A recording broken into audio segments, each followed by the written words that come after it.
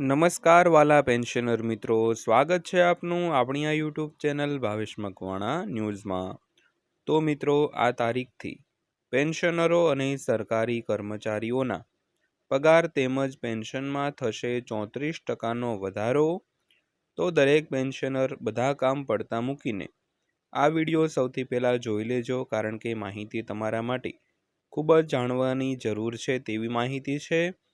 તો ખાસ કરીને વિડીયો અંત સુધી જોઈ લેજો અને આપણી આ ચેનલ તમે સબસ્ક્રાઈબ ન કરી હોય તો ડેઈલી આવી જ માહિતીઓ માટે આપણી આ યુટ્યુબ ચેનલ પણ સબસ્ક્રાઈબ કરી લેજો।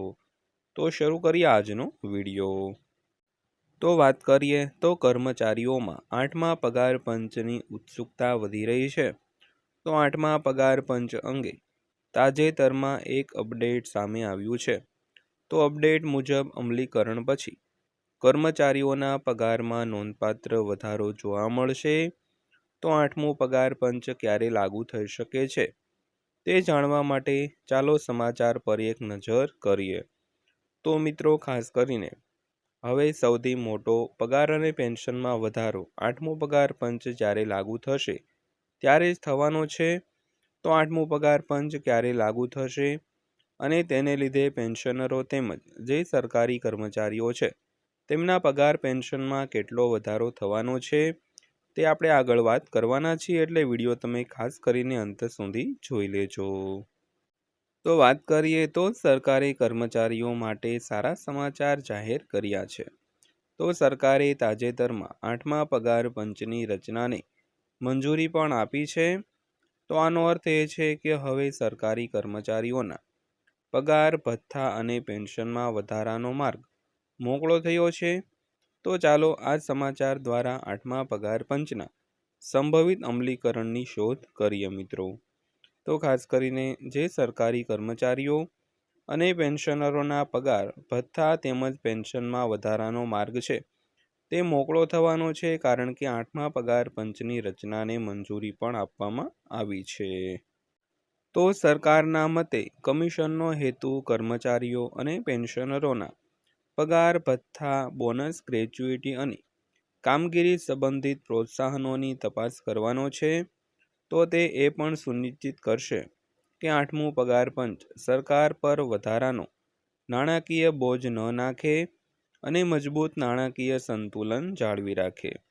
તો કમિશન રાજ્ય સરકારો પર તેની અસરની પણ તપાસ કરશે અને તેની તુલના પીએસયુના અને ખાનગી ક્ષેત્રના પગાર માળખા સાથે પણ કરશે મિત્રો। ત્યારબાદ જોઈએ તો કર્મચારીઓના પગારમાં કેટલો વધારો થશે। તો માહિતી અનુસાર 8મા પગાર પંચમાં ફિટમેન્ટ ફેક્ટર 1.8 થી 2.46ની વચ્ચે નક્કી કરી શકાય છે।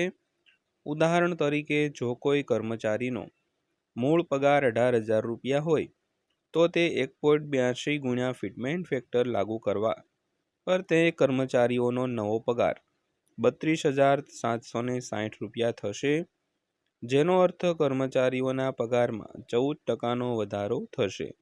તો તે જ સમયે 2.15 ગણું ફિટમેન્ટ ફેક્ટર પર કર્મચારીઓનો પગાર 38,700 રૂપિયા થશે, જેનો અર્થ કે કર્મચારીઓના પગાર અને પેન્શનરોના પેન્શનમાં સીધો 34%નો વધારો થશે મિત્રો। ત્યારબાદ જોઈએ તો મોંઘવારી ભથ્થું શૂન્યથી શરૂ થશે। વધુમાં જો 2.46 ગણું ફિટમેન્ટ ફેક્ટર લાગુ કરવામાં આવે તો કર્મચારીઓના પગારમાં 54% અથવા તો 44,280 રૂપિયાનો વધારો થશે।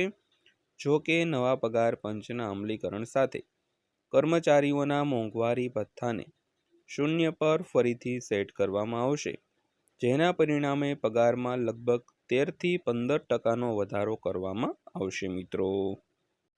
ત્યારબાદ જોઈએ તો પગાર સાથે આ બાબતો પણ ધ્યાનમાં લેવામાં આવશે। તો 8મા પગાર પંચના અમલીકરણ સાથે કર્મચારીઓના પગાર, બોનસ, નિવૃત્તિ લાભો, ગ્રેચ્યુઇટી અને પીએલઆઈ સિસ્ટમ પર ચર્ચા કરવામાં આવશે। જ્યારે વર્તમાન 7મા પગાર પંચનો અમલ કરવામાં આવ્યો હતો તો ત્યારે 2016માં કર્મચારીઓના પગારમાં 14% થી 16%નો વધારો થયો હતો। તો હવે કર્મચારીઓ આશા રાખી રહ્યા છે કે 8મા પગાર પંચ તેમને રાહત આપી શકે છે મિત્રો। ત્યારબાદ વાત કરીએ તો સરકારનો ધ્યેય એ છે કે આ નવી પગાર રચના કર્મચારીઓની ખરીદ શક્તિમાં વધારો કરશે અને સાથે સાથે દેશની આર્થિક સ્થિરતા અને ઉત્પાદકતામાં પણ સુધારો કરશે. તો જો બધું સમયપત્રક મુજબ ચાલે તો કર્મચારીઓને 2027 સુધીમાં 8મા પગાર પંચ હેઠળ પગાર વધારાનો લાભ મળી શકે છે. તો મિત્રો આ હતી આજની માહિતી પસંદ આવી હોય, વિડીયો સારો લાગ્યો હોય તો વિડીયોને લાઈક કરજો અને આવી જ માહિતીઓ માટે આપણી આ ચેનલ સબસ્ક્રાઈબ કરી લેજો. તો ફરીવાર પાછા મળીશું એક નવા વિડીયો સાથે, નવી માહિતી સાથે. ત્યાં સુધી સૌને જય હિન્દ, વંદે માતરમ.